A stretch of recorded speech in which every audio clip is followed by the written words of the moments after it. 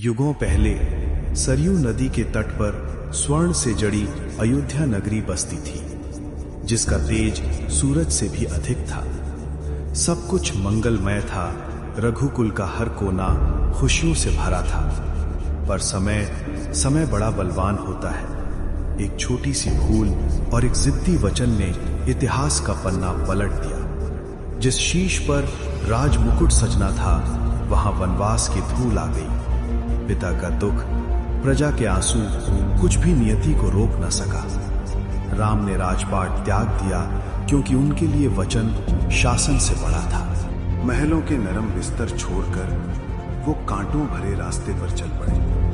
भाई लक्ष्मण और पत्नी सीता के साथ प्रभु राम ने वनवासी रूप धारण किया। चित्रकूट की शांति में और पंचवटी की छांव में समय बीतने लगा। दंडकारण्य के घने जंगलों में छल ने कदम रखा। एक सुनहरा मृग जो सिर्फ एक जानवर नहीं बल्कि विनाश का बुलावा था। जब राम उसके पीछे गए और लक्ष्मण को मजबूरन रेखा खींचकर जाना पड़ा, तब रावण का अहंकार पहुंचा।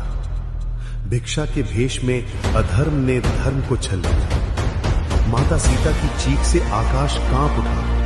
गिद्धराज जटायु ने अपने प्राण त्याग दिए। प्रभु राम की व्याकुल आंखों ने पूरे ब्रह्मांड को रुला दिया। लेकिन तब अंधेरे में एक उम्मीद की किरण जगी। भक्ति का दूसरा नाम बजरंगबली हनुमान, जिन्होंने समुद्र को एक छलांग में लांघ दिया। जिन दिशाओं को चीरता हुआ चला। समय आ गया है उस मौन को तोड़ने का। रास्ते में बाधाएं पर्वत बनकर खड़ी होंगी। मृत्यु स्वयं लहरें बनकर टकराएगी।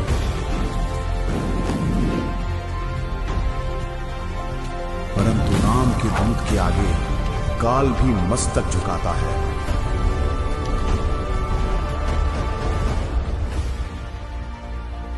उन्होंने सीता मां को विश्वास दिलाया। लंका की सोने की दीवारों को राख कर दिया। जिन्होंने रघुनंदन आ रहे हैं। अब युद्ध जमीन के टुकड़े के लिए नहीं था। अब युद्ध आत्मसम्मान और धर्म के लिए था। पत्थरों पर राम का नाम लिखा गया और असंभव भी संभव हो गया। समुंदर ने रास्ता दिया और वानर सेना का सैलाब लंका पर टूट पड़ा। एक तरफ रावण का घमंड और उसकी मायावी शक्तियां, दूसरी तरफ राम का सत्य और उनका साहस।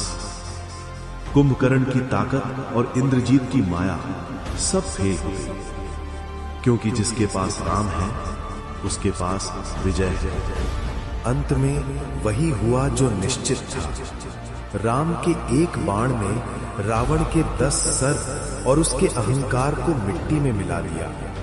बुराई कितनी भी शक्तिशाली क्यों न हो, अंत में जीत हमेशा सच की होती है। लंका विजय हुई और अयोध्या में फिर से दीपावली मनाई गई।